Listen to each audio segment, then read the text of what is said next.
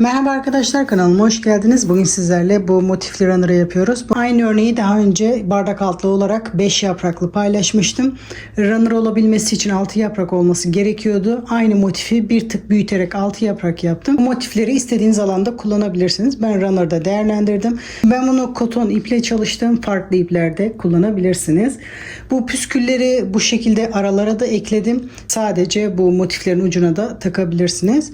Bunu bu şekilde kısa olarak isterseniz sarkıtarak da kullanabilirsiniz. Bu örtüyü ben masama göre çalıştım. Siz de kullanacağınız alana göre yapabilirsiniz. Motiflerin genişliği ütülendikten sonra 18 santim, her motif için 20 metre ip kullandım. İpim ütüye elverişli olduğu için ben bunları tersten ütüledim. Benim kullandığım runner'da toplam 30 tane motif yaptım. Sizin kullanacağınız alana göre bu değişiklik gösterebilir. Aynı motiften yuvarlak supla ve kare supla da paylaşmıştım. Bununla takım yapmak istiyorsanız o yuvarlak ve kare suplanın yapılışına bakabilirsiniz. Aşağıda açıklama kısmına linkini ekleyeceğim. Oradan ulaşabilirsiniz. Bu yaprak desenini sıralı olarak da paylaşmıştım. O videoya da bakabilirsiniz. Siz bu püskülleri nasıl beğendiniz? Bu şekilde sadece birer tane olan mı? Diğer taraf gibi aralarda püskül olunca mı hoşunuza gitti, merak ettim. Sırasıyla ilk başta ip tanıma aşaması, sonra yapım aşaması, en sonunda da birleştirme aşamasını sizlere gösterdim. Videoyu atlamadan izleyelim. İlk olarak motifin tamamını göstereceğim. Diğer motifte de birleştirmeyi göstereceğim. Şimdi bu motife başlayabiliriz. Ben yurt dışında yaşıyorum. Yabancı marka ip kullanıyorum.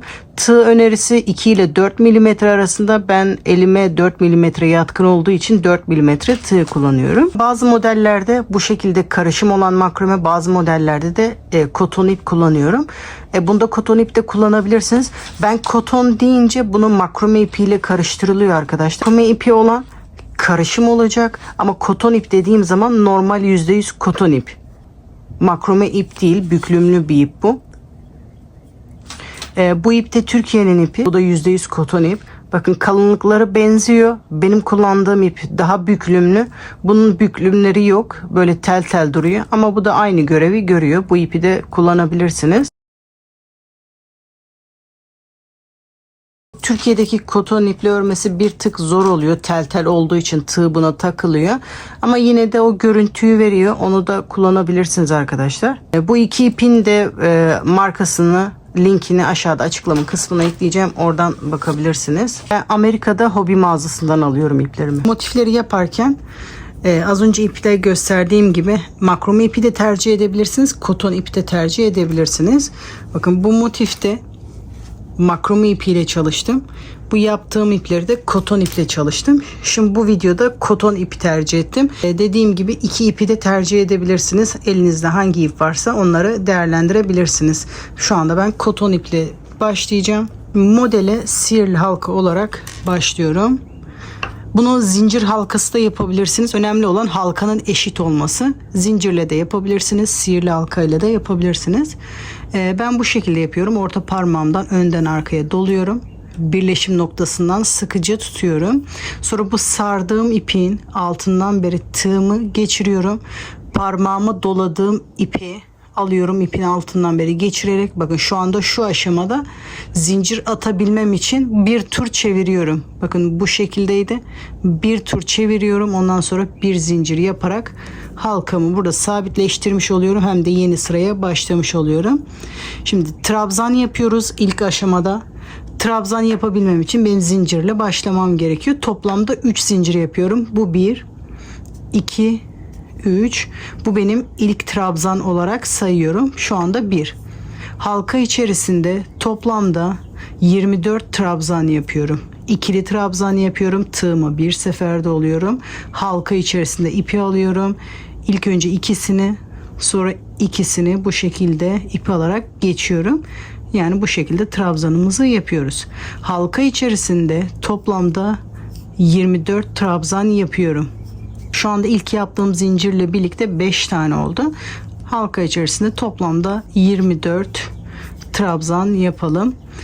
Bu trabzanları da yaparken arkadaşlar videomu beğeni, yorum yapmadan geçmeyelim. Bu videoları hazırlamak gerçekten hiç kolay değil. Ben de emek harcıyorum.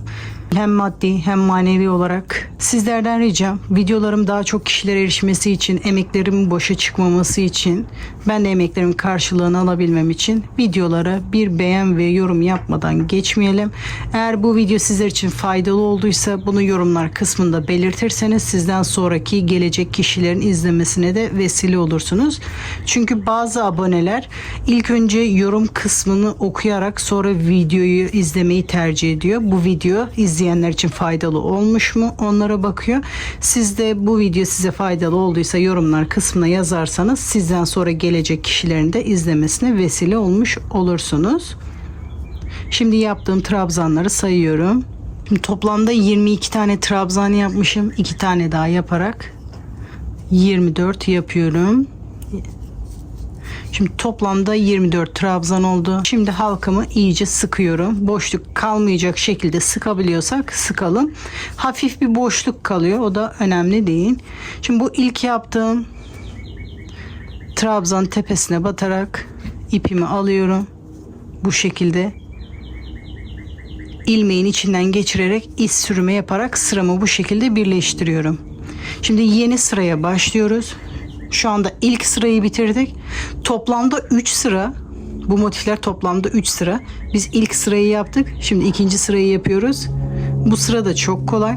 Bu daha önceki paylaştığım motiflerde ben buralarda ikili trabzan yapmıştım. Şimdi sayıları çoğalttığımız için marullaşma olmasın diye buralarda ben üçlü trabzanlar çalıştım. Şimdi trabzanlar yapacağız. Aralarda 3 zincir çekeceğiz. Şimdi trabzan yerine 4 zincir, ara zincir içinde 3 zincir çekerek toplamda 7 zincir çekerek yeni sıraya başlıyorum. 1, 2, 3, 4, 5, 6, 7. Tığıma 2 sefer doluyorum. Şimdi bir tane trabzan tepesi atlayacağız. İkincisine batarak üçlü trabzanımızı yapıyoruz. İkisini birlikte, ikisini birlikte, ikisini birlikte yapıyoruz. 3 zincir.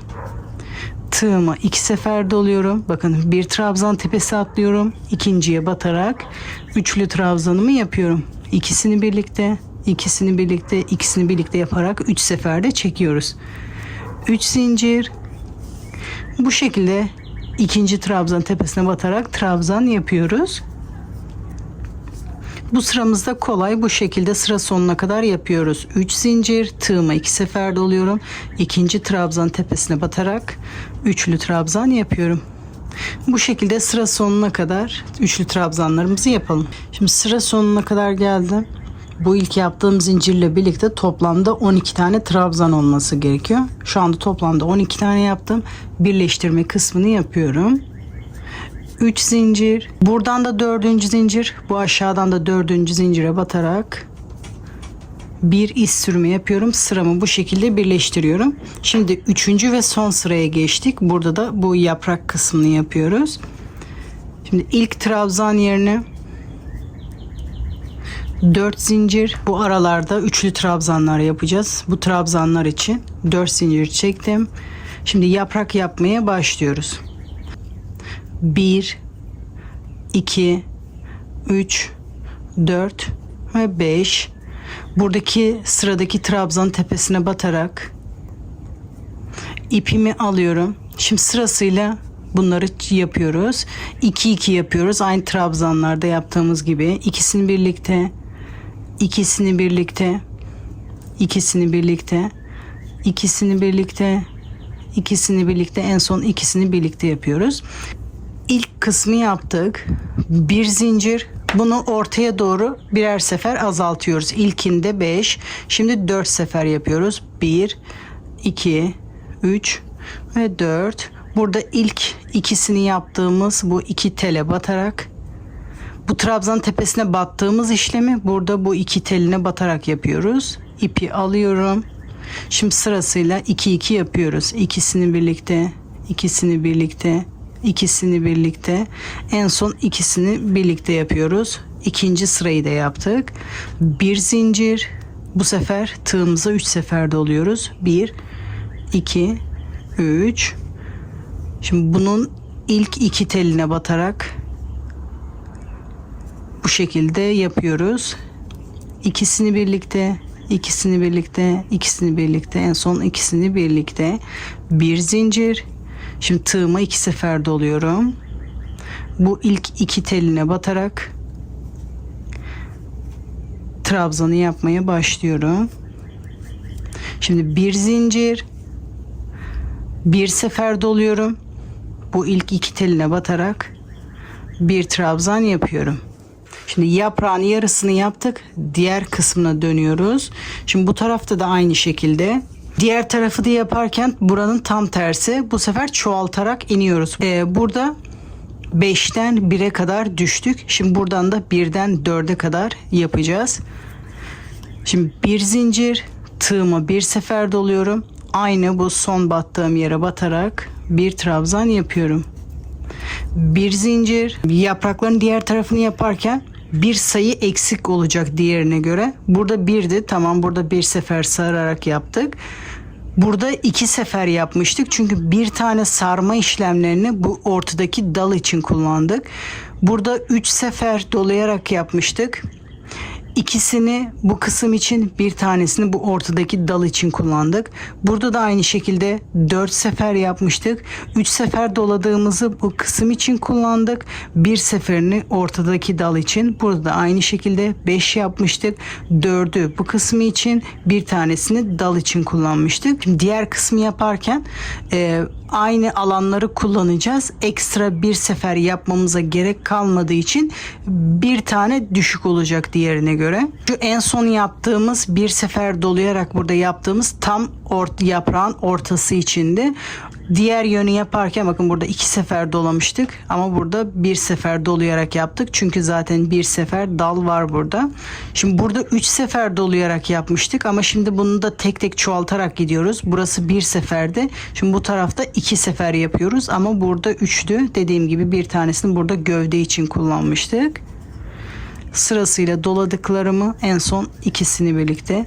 Bir zincir. Şimdi tığımı 3 sefer doluyorum ama burada 4 sefer dolayarak yapmıştım. Şimdi aynı yere batarak sırasıyla doladıklarımı yapıyorum. Şimdi sonuncusunu yapıyoruz. Bir zincir, tığımı 4 sefer doluyorum. Ama başlangıçta burada 5 sefer dolayarak yapmıştık. Çünkü bir tanesini burada gövde için kullanmıştık. Burada aklınıza soru işareti kalmasın. O yüzden açıklayarak burayı tekrar söylemek istedim. Diğer videolarda herkes bu kısmı karıştırmıştı. Burada 5 sefer dolayarak başlıyoruz. Bir tanesini bu ortadaki dal için kullandığımız için bu taraftaki sayılar bir tane fazla. Ama bitince iki taraf aynı oluyor. Bakın burayı 4 tane ile bitirdik. Şimdi bu ara kısmı yapıyoruz. Şimdi tığıma 2 sefer doluyorum. Sıradaki trabzanın tepesine batarak üçlü trabzanımı yapıyorum. Bu şekilde ilk yaprağımızı bitirmiş oluyoruz. Şimdi ikinci yaprağa başlayabiliriz. Tığıma 5 sefer doluyorum. Sıradaki trabzanın tepesine batarak sırasıyla 2-2 yaparak trabzanımı yapıyorum. Arada bir zincir, tığıma 4 sefer doluyorum. Bu ilk 2 teline batarak sırasıyla 2-2 trabzanlarımı yapıyorum. Bir zincir, şimdi tığıma 3 sefer doluyorum. Bakın 5'ten 1'e kadar düşüyoruz. İlk 2 teline batarak trabzanımı yapıyorum. Bir zincir, şimdi 2 sefer tığıma doluyorum. Sırasıyla bu şekilde trabzanımı yapıyorum. Şimdi son trabzanı yapıyorum. Bir sefer tığıma doluyorum. Bu ilk 2 teline batarak trabzanımı yapıyorum. Bu şu anda yaprağın tam ortası. Şimdi diğer yöne dönüyorum. Bir zincir, tığıma bir sefer doluyorum. Aynı noktaya batarak yaprağın diğer tarafına başlıyorum. Bir zincir, tığıma 2 sefer doluyorum. Şimdi sıradaki battığım yere batarak bu şekilde üçlü trabzanımı yapıyorum. Bir zincir, tığıma 3 sefer doluyorum. Sıradaki battığım yere batarak trabzanımı yapıyorum. Bir zincir, şimdi yaprağın son dalını yapıyorum. 4 sefer tığıma doluyorum. Aynı yere batarak trabzanımı yapıyorum. Sırasıyla 2-2. Bu şekilde trabzanımı yapıyorum. Şimdi bu aradaki trabzanı yapıyoruz. Hiç zincir çekmeden tığıma 2 sefer doluyorum. Sıradaki trabzanın tepesine batarak üçlü trabzanımı yapıyorum. 2 tane yaprağımız hazır. Son bir defa daha göstermek istiyorum. Ondan sonra kendimiz rahatlıkla yapabiliriz. Tığıma 5 sefer doluyorum. Sıradaki trabzanın tepesine batarak sırasıyla bu şekilde 2-2 trabzanımı yapıyorum. Bir zincir, tığıma 4 sefer doluyorum. Bu ilk 2 teline batarak trabzanımı yapıyorum. Bir zincir, tığıma 3 sefer doluyorum. Bu ilk 2 teline batarak trabzanımı yapıyorum. Bir zincir, tığıma 2 sefer doluyorum. Bu ilk 2 teline batarak trabzanımı yapıyorum. Bir zincir, tığıma 1 sefer doluyorum. Bu 2 teline batarak trabzanımı yapıyorum. Bir zincir, tığıma 1 sefer doluyorum. Bu ilk battığım yere batarak trabzanımı yapıyorum. Bir zincir, tığıma 2 sefer doluyorum. Sıradaki trabzanın battığım yere batarak trabzanımı yapıyorum. Bir zincir, tığıma 3 sefer doluyorum. Bu sıradaki trabzanın battığım yere batarak trabzanımı yapıyorum. Bir zincir, tığıma 4 sefer doluyorum. Bu son battığım yere batarak trabzanımı yapıyorum. 2-2 sırayla. Şimdi son bu aradaki trabzanı yapıyorum. Hiç zincir çekmeden tığıma 2 sefer doluyorum. Sıradaki trabzana batarak üçlü trabzanımı yapıyorum. Sırasıyla bu şekilde toplamda 6 tane yaprak yapalım. Sıra sonuna kadar yapalım. Hala aklımızda soru işareti varsa videoyu geri alarak tekrar bu kısımları izleyebilirsiniz. Sıra sonuna kadar yapalım. Sıra sonuna kadar geldim. Toplamda 6 yaprak yaptım. Aradaki trabzan bu ilk yaptığımız trabzan. O yüzden buraya ekstra bir şey yapmıyorum. Şimdi sıramı birleştiriyorum yaprağı yaptıktan sonra. Bu ilk yaptığım trabzanın tepesine batarak bu şekilde iz sürümü yapıyorum. Bir zincir çekerek ipimi burada kesiyorum. Sonra bu ipi arkada saklıyoruz. Şimdi ilk motifi bu şekilde hazırlıyoruz. Şimdi bu ilk önce ben motifleri nasıl yerleştireceğimi size göstermek istiyorum. Ondan sonra birleştirme kısmına geçebiliriz. Şimdi nasıl yerleştiriyorum ona bakıyoruz. Şimdi motifleri birleştirmeden önce bunları nasıl yerleştireceğimi, nasıl birleştireceğimi kısaca göstermek istiyorum. Şu şekilde boyuna doğru tek yapraklardan birleştireceğim. Enine de 2 tane yaprakları birleştireceğim. Şu şekilde olacak. Şu şekilde boyu olacak. Bu şekilde eni. Gördüğünüz gibi eninde 2 yaprak, boyunda sadece 1 yaprak. Bunu tam tersi de yapabilirsiniz. Birleştirme kısmını bu şekilde tam tersine de yapabilirsiniz. Bu enine doğru tek yaprak, boyuna doğru şuradaki gibi 2 yaprak birleştirebilirsiniz. Ben bu şekilde hoşuma gitmedi. Bu şekilde birleştirmeyi ben daha çok beğendim. Şimdi elimde olan motiflerle kısaca göstermek istedim. Sıra sıra bu şekilde ekleyeceğim. Bu şekilde ikili olarak yapabilirsiniz bitiş kısmını. Gösterdiğim gibi tek de yapabilirsiniz arkadaşlar. Sıralamayı bu şekilde yapacağım.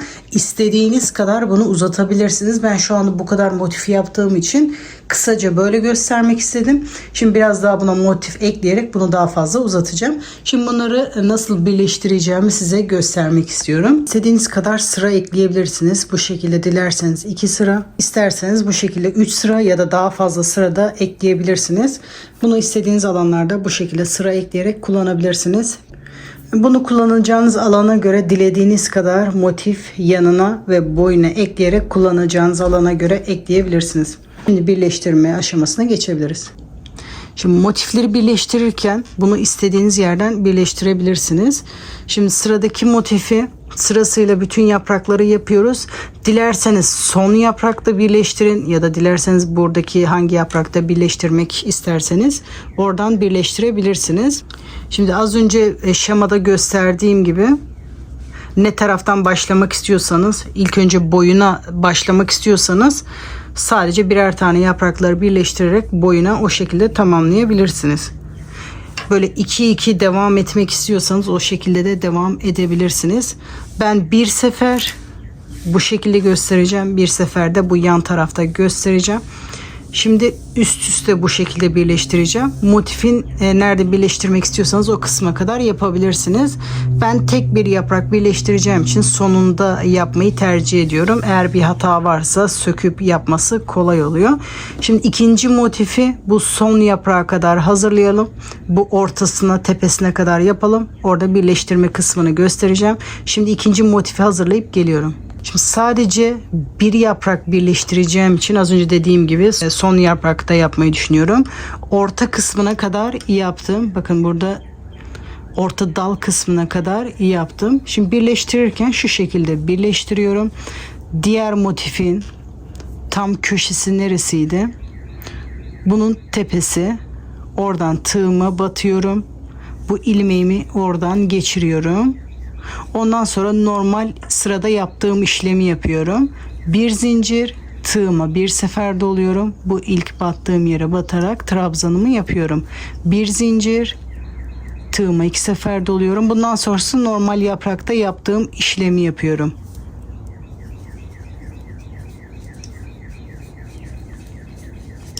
Bir zincir, tığıma 4 sefer doluyorum. Son dalını yapıyorum. Hiç zincir çekmeden bunun tepesine batarak bir iz sürümü yapıyorum. Bir zincir çekerek ipimi burada kesiyorum. İlk motifi bu şekilde birleştiriyorum. Bu şu anda boyuna doğru olan motif. Şimdi bir tane de enine olan motifi göstermek istiyorum. Şimdi bu enine olan motifi de birleştirmem için 2 tane yaprağı birleştireceğiz. O yüzden motifimi hazırlarken bu 4 tane yaprağı yapıyorum. 5. yaprağın tepesinde birleştirmek için bekliyorum. Burada birleştireceğim. Şimdi sıradaki motifi hazırlıyorum, geliyorum. Şimdi sıradaki motifi de bakın 5. yaprağın tepesine kadar birleştirdim. Onu da şu 2 yaprağı birleştireceğim. İlmekten tığımı çıkarıyorum. Bu yaprağın tepesinde ilmeğimi oradan geçiriyorum. Bir zincir çekerek sıradaki işleme devam ediyorum. Normal sıralarda yaptığım yaprak işlemini yapıyorum. 3 sefer doluyorum. Bu kısımları tekrar göstermeme gerek yok aslında. Normal sıralarda yaptığımız işlemi yapıyorum. Sadece tepesinde birleştiriyoruz. Hiç zincir çekmeden bu sıradaki trabzan tepesine batarak normal yaprak işlemine devam ediyorum. Şimdi sıradaki yaprağı da orta kısmına kadar yapıyorum. Sonra birleştirme kısmını göstereceğim. Şimdi sıradaki yaprağı da tepesine kadar örüp geliyorum. Şimdi sıradaki yaprağı da tam ortaya kadar ördüm. İlmekten tığımı çıkarıyorum. Bakın sıradaki yaprağın tepesine batarak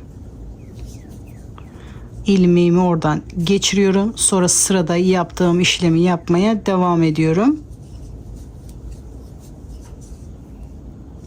Bu normal motifi bitirme işlemini yapıyorum. Burayı tekrar göstermeme gerek yok. Şu şekilde tekrar göstereyim. Bu motifler boyuna, şu anda bu da enine doğru oldu. Yan yana 2 motif. Şimdi diğer motifi de buraya birleştireceğiz. Şimdi bu yaprağı sonuna kadar birleştiriyorum. Şimdi sıradaki buradaki motifi birleştirmem için bakın, bir tane burada yaprak ekleyeceğim. 2 tane de burada yaprak ekleyeceğim. Toplamda 3 yaprağı birleştirmem gerekiyor. Bakın bu motifteki gibi 3 tane yaprağı birleştireceğim. Bir tane boyuna doğru, 2 tane enine doğru. O yüzden 4. yaprağın tepesine kadar yapıyorum sıradaki motifi. Bunu bitiriyorum. Bunu birleştiriyorum. İpimi kesiyorum. Bir motif daha hazırlıyorum. 4. yaprağın tepesine kadar yapıp sırada bekliyorum. Şimdi motifi birleştirdim. Sıradaki motifi de bakın 4. yaprağın tepesine kadar geldim. Bunu gidiş yönüne göre birleştirmem gerekiyor. O yüzden şöyle çevirmem gerekiyor. İlk önce buradakilerini birleştirmem gerekiyor. Çünkü gidiş yönüm öyle olduğu için. Bakın bu 2 yaprağı normalde şu şekilde, örtü normalde şu şekilde bu boyuna gidiyor. Bu enine doğru gidiyor ama benim gidiş yönüm öyle olduğu için çeviriyorum. Şimdi enine olan kısmı birleştiriyoruz. 2 yaprak birleştirmem gerekiyor. Bakın buradaki gibi. Şimdi bu yapraktan başlıyorum. Bu yaprağın tepesinden ilmeğimi geçiriyorum. Sonra normal sırada yaptığım işlemi yapıyorum. Bir zincir. Burada aynı yere batarak trabzan yapıyorum. Bir zincir. Tığıma 2 sefer doluyorum. Yaprağıma devam ediyorum. Şimdi bu yaprağı sonuna kadar tamamlıyoruz. Sıradaki yaprağın tam ortasına kadar örüyoruz. Sonra bu yaprağı birleştiriyoruz. Bunu tamamlayıp bu yaprağın tepesine kadar örelim. Şimdi bu yaprağı bitirdim. Yeni yaprağa da başladım. Ortaya kadar geldim. Şimdi hemen yanındaki yaprağın tepesinde birleştiriyorum. Bu yaprağı da birleştirdikten sonra normal sıralardaki gibi yaprağımızı bitiriyoruz. Yeni yaprağı da tepesine kadar örüyoruz. Sonra bunu birleştireceğiz. Şimdi bu yaprağı bitirelim. Sıradaki yaprağı da tam ortasına kadar örelim. Bunu birleştirelim. Bu yaprağı bitirdim. Yeni yaprağı da ortaya kadar başladım. Şimdi bunun tepesinde birleştireceğiz. Normalde örtü bu şekilde. Şimdi boyuna doğru olan tekli olan yaprağı birleştireceğiz. Aradaki enine doğru olan 2 tane yaprağı birleştirdik. Şimdi tekli olan son yaprağı birleştireceğim. Yaprağın tepesine batıyorum. İlmeğimi oradan alıyorum. Bir zincir çekerek normal sırada yaptığım işlemi yapıyorum. Tığıma 2 sefer doluyorum. Sıradaki yaprağa battığım yere batarak yaprağıma devam ediyorum. Yaprağın devamını tamamlayarak burada motifimi tamamlıyorum. Burada bitiriyorum. Bu şekilde oluyor. Bakın boyuna, enine. Şimdi bu şekilde devam ediyorum. Boyuna doğru bir motif. Sonraki motifi aynı buradaki gibi 3 tane ekleyerek devam edeceğim. Şimdi bundan sonrası şu 2 motifi eklediğim gibi olacak. Bir tane buraya ekleyeceğiz. Sadece bir yaprağı. Sonraki motifi aynı şu anda son yaptığımız gibi 3 yaprağı ekleyeceğim. Eklerken göstermek istemiyorum ama eklenmiş halini göstereceğim. Şu şekilde bir tane motif sadece bir yaprağına ekleyip geliyorum. Şimdi boyuna doğru bir motif ekledim. Şimdi sıradaki motifi de şu şekilde eklemem gerekiyor.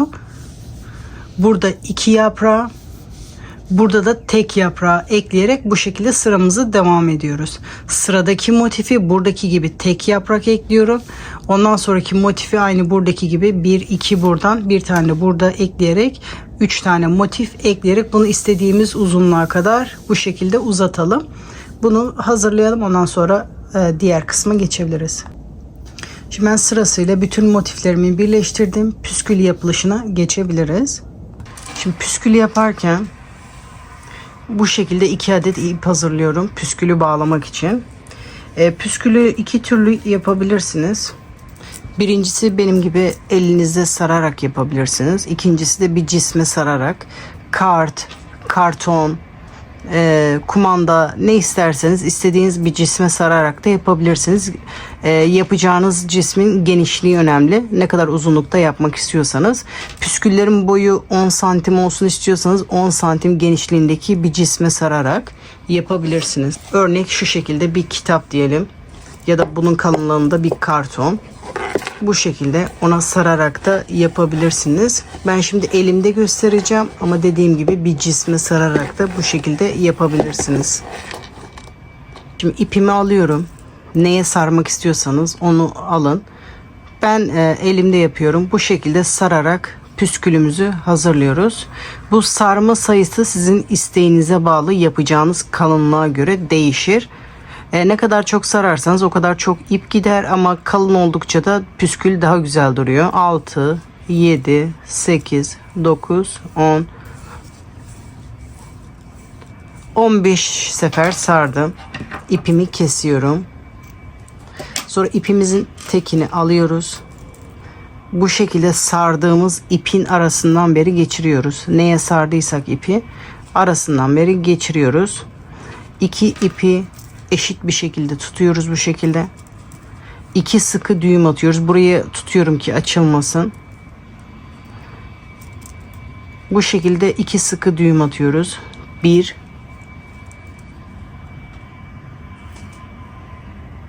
ve 2.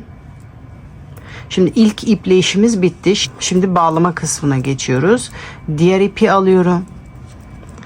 İpin tek tarafını bu şekilde püskülün boyunda tutuyorum. Sonra yukarıdan yaklaşık 1,5-2 santim genişliğinde bir mesafe bırakıyoruz. Bu mesafeyi bütün püsküllerde eşit olarak yapmamız gerekiyor ki bu kısımları aynı dursun. Yaklaşık 1,5-2 santim genişliğinde bir mesafe bırakıyorum. Bu ipimi de sıkıca burada tutuyorum. Şimdi sarmaya başlıyorum.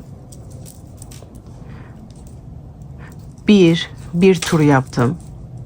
2 tur. Bu şekilde 3 tur sardım. Sonra ipin diğer ucunu alıyorum.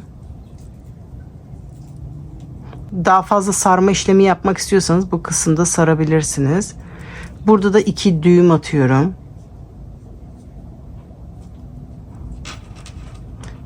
Burada düğüm atma tekniği farklı bir teknik var ama ben size pratik olanı göstermek istiyorum. Bu şekilde 2 sıkı düğüm atıyorum. Bunları böyle bırakırsanız bu ipin görüntüsü bu şekilde kötü durur. Bu iplerin daha düzgün durması için bu ipleri bu sardığımız ipin içine doğru çekeceğiz. Bu sardığım ipin arkasından beri tığımı geçiriyorum. Bu sonra sardığım bu ipleri sırasıyla aşağı doğru çektiriyorum. Bu bir. Sonra diğerini.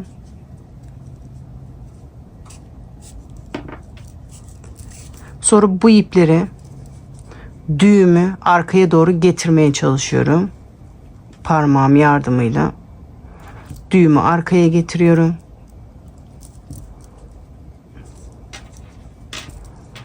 Bu şekilde bunu arka kısma getirirseniz bu şekilde duruyor. Sonra bu ucunu düzeltiyorum. Katlarını açıyorum.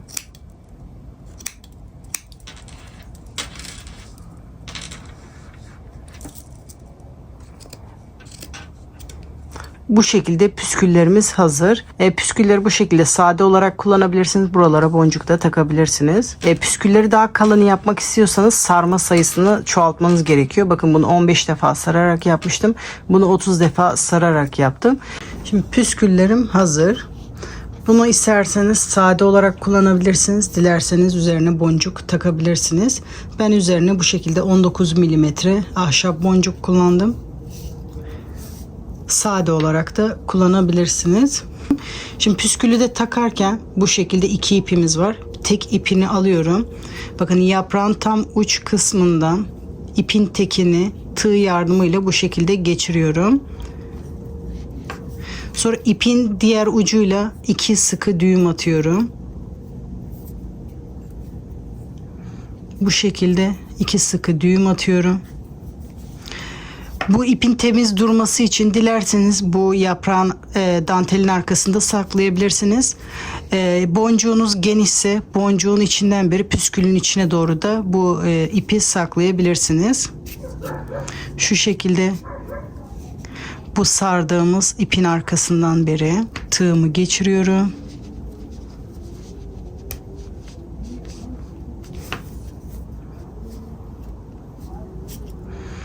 Püskülün içine doğru çekiyorum. Bu ipimiz püskülden uzunsa fazlalığı kesiyoruz.